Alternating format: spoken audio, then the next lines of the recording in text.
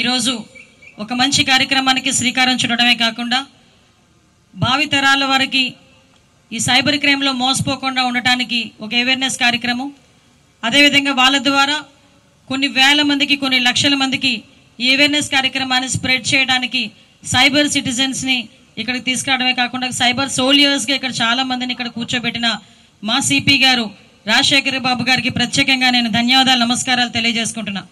ఎందుకంటే ఒక మంచి కార్యక్రమం శ్రీకారం చుట్టడానికి ఒక సంకల్పం కావాలి. ఆ సంకల్పం నెరవేర్చడానికి చుట్టుపక్కల ఉన్న అందరూ కూడా సపోర్ట్ చేయాలి. ఈరోజు సిపి గారికి సపోర్ట్ చేసిన మా పోలీస్ కుటుంబ సభ్యులందరికీ కూడా పేరు పేరున నేను ధన్యవాదాలు నమస్కారాలు తెలియజేసుకుంటూ ఈరోజు ఈ కార్యక్రమానికి ముఖ్య అతిథులుగా విచ్చేసిన పెద్దలు సోదరులు బండ ఉమా గారికి, సోదరులు గద్దె రామ్మోహన్ రావు గారికి, అదేవిధంగా కలెక్టర్ సోదరి మన సృజన గారికి, అదేవిధంగా కమిషనర్ గారికి, అదేవిధంగా డీసీపీస్ వేదికలు నిర్వహించిన డీపీసీపీలందరికీ, గౌతమ్ శాలి గారికి, హరికృష్ణ గారికి, చక్రవర్తి గారికి, రాణి గారికి అందరికీ కూడా పేరు పేరున ధన్యవాదాలు నమస్కారాలు తెలియజేసుకుంటూ ఈ కార్యక్రమానికి విచ్చేసిన అందరికీ కూడా ముఖ్యంగా పిల్లలందరికీ కూడా విద్యార్థులందరికీ కూడా పేరు పేరున ధన్యవాదాలు నమస్కారాలు. టెక్నాలజీ పెరుగుతోంది, మనుషుల మధ్యలో అనుబంధాలు ఆప్యాయతలు పెరుగుతున్నాయో తగ్గుతున్నాయో మీ అందరికీ తెలుసు. కానీ కమ్యూనికేషన్ అన్నది ఎంత స్పీడ్గా ముందుకెళ్తుందో మనందరికీ తెలుసు. అయితే టెక్నాలజీ పెరుగుతున్న టెక్నాలజీ దృష్ట్యా అది మనకు ఉపయోగపడాలి. కానీ రోజు రోజుకి పెరుగుతున్న టెక్నాలజీ అది కొత్త పుంతలు తొక్కి ఓవరాల్గా చెప్పాలంటే మన మనుగడకే ప్రశ్నార్థకంగా మారే పరిస్థితి ఈరోజు రాకూడదు అనే ఒకే ఒక ఉద్దేశంతో ఈరోజు ఈ కార్యక్రమాన్ని ఏర్పాటు చేయడం జరిగింది. ఒకసారి హోమ్ మినిస్టర్గా బాధ్యతలు తీసుకున్న తర్వాత ఈ సైబర్ క్రైమ్ గురించి చూస్తూ ఉంటే సుమారుగా ఈ 4 నెలల్లో దగ్గర 1730 కోట్ల రూపాయలు ఓన్లీ సైబర్ క్రైమ్లోనే చేతులు మారిని పోయినాయి అనే సంగతి తెలిస్తే నిజంగా ఆశ్చర్యం అనిపించింది. 4 months గ్యాప్లోనే మొత్తం ఇండియా లెవెల్లో. అంటే ఒక అవేర్నెస్ ప్రోగ్రామ్స్ ఉన్నాయి, సైబర్ క్రైమ్ కోఆర్డినేషన్ సెంటర్స్ ఉన్నాయి, 1930 కాల్ సెంటర్ నెంబర్ ఉంది. ఇవన్నీ ఉండి కూడా పోనీ ఎవరో చిన్నపిల్లలు లేకపోతే చదువులేని వాళ్ళు ఈ సైబర్ క్రైమ్లో ఇన్వాల్వ్ అవుతున్నారు, లేకపోతే వాళ్ళు బారిన పడుతున్నారు అన్నది కాకుండా పెద్ద పెద్ద డాక్టర్స్, ఐపీఎస్ ఆఫీసర్స్, ఐఏఎస్ ఆఫీసర్సే ఈ సైబర్ క్రైమ్ బారిన పడడం అనేది చూస్తూ ఉంటే ఇది ఎంత మేరకు పెరిగిపోయిందో మనందరం కూడా అర్థం చేసుకోవచ్చు.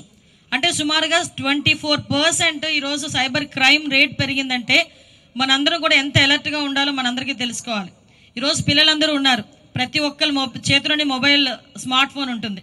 స్మార్ట్ ఫోన్ లేకుండా ఏమో ఇంట్లోని పెట్టుకుంటే పర్స్ అయినా తీసుకెళ్ళమో తెలియదు, కానీ మొబైల్ మాత్రం ఉంటుంది. పర్సులు పెట్టుకోవడం మర్చిపోయారు, ఎందుకంటే PhonePe, Google pay, everything in phone.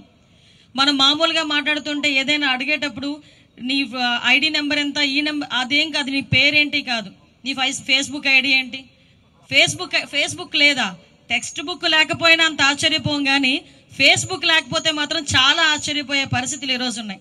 ఒక పక్క ఫేస్బుక్, ఒక పక్క ఇన్స్టా, ఒక పక్క స్నాప్చాట్, ఒక పక్క share chat, Twitter, at the same time మళ్ళీ మనకి టెలిగ్రామ్, ఎన్ని యాప్స్ ఉన్నాయంటే మనకి కమ్యూనికేషన్ పెంచుకోవటానికి, అట్ ద సేమ్ టైం మనల్ని మనం ముంచుకోవటానికి కూడా.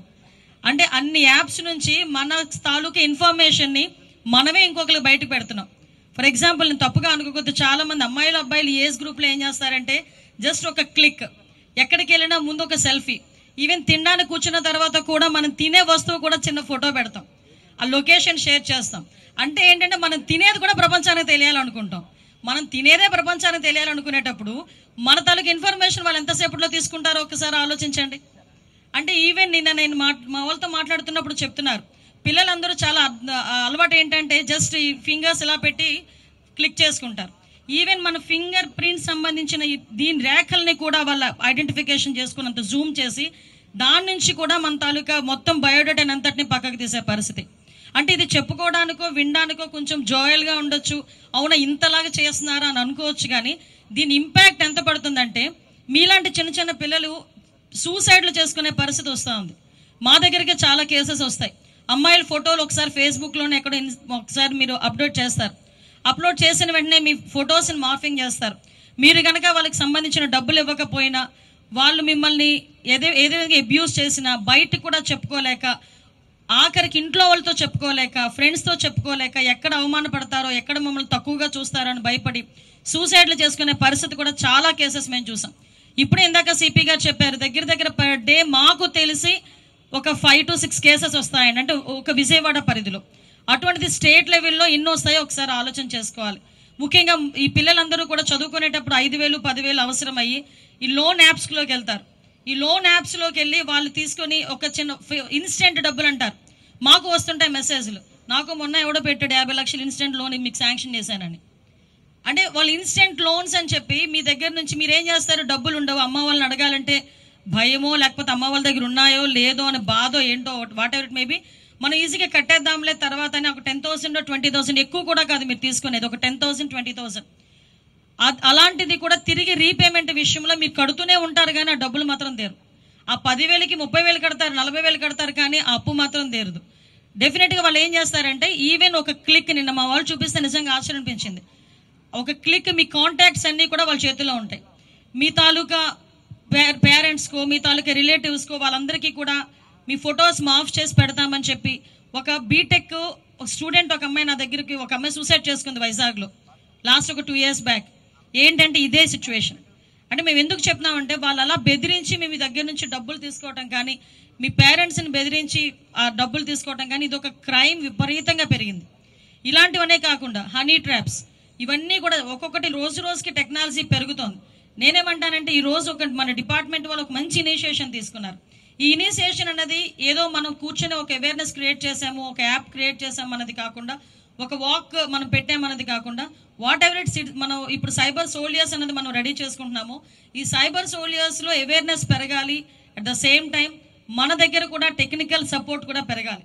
ఎందుకంటే ఈరోజు మొత్తం స్టేట్ లెవెల్లో సైబర్ పోలీస్ స్టేషన్స్ అయితే డిస్ట్రిక్ట్కి ఒకటి ఉంది. ఆ డిస్ట్రిక్ట్కి ఒకటి ఉన్న సైబర్ పోలీస్ స్టేషన్స్లో ఒక సిఐ క్యాడర్ మాత్రమే, ఒక ఆఫీసరు, వాళ్ళకి ఒక 2-3 కానిస్టేబుల్స్ని మనం పెట్టుకున్నాం. కానీ ఈ సైబర్ సెల్ అనేది నాకు తెలిసి ఒక 3 దగ్గర 4 దగ్గర కొంచెం యాక్టివేట్లో ఉంది. బట్ నేనేమంటానంటే ప్రతి జిల్లాలోని కూడా ఈ సైబర్ సెల్ ఓపెన్ చేయాలి, సైబర్ సెల్ యాక్టివేట్లోకి రావాలి.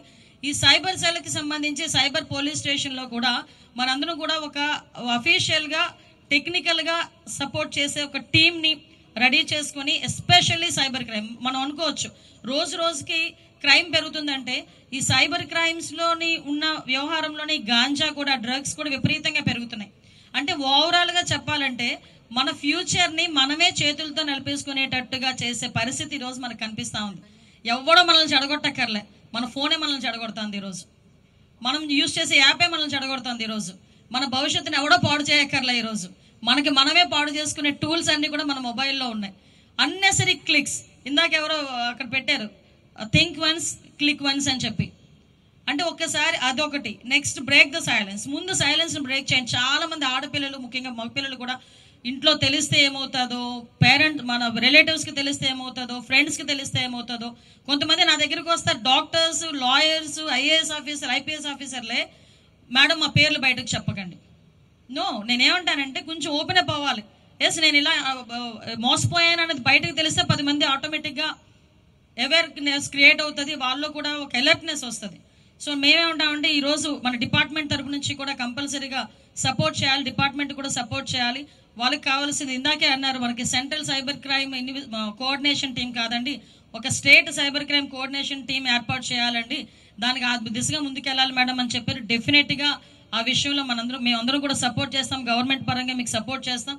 ఎట్టి పరిస్థితుల్లోని ఇప్పుడు వరకు అయింది ఒక ఎత్తు అయితే, ఇదే అంటారు కదా prevention is better than cure.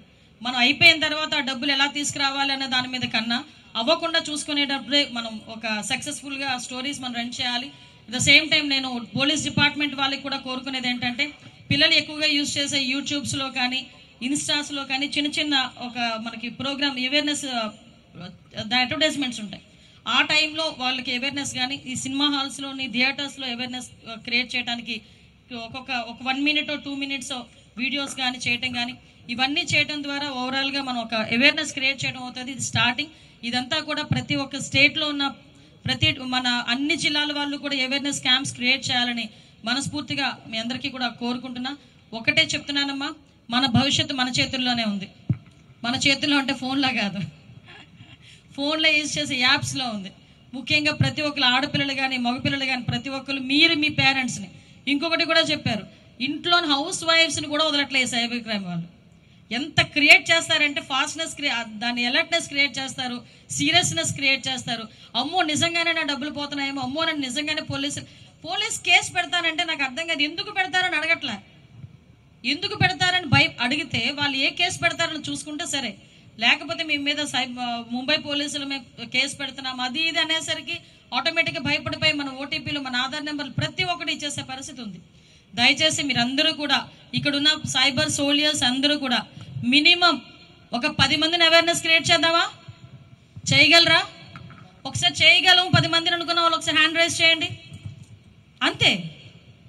Smart phone use చేసే వాళ్ళందరూ ఒక 10 మందిని, ఎందుకంటే మిమ్మల్ని కొంచెం అవేర్నెస్ క్రియేట్ చేయడానికి ఇక్కడ డిపార్ట్మెంట్ వాళ్ళు ఉన్నారు.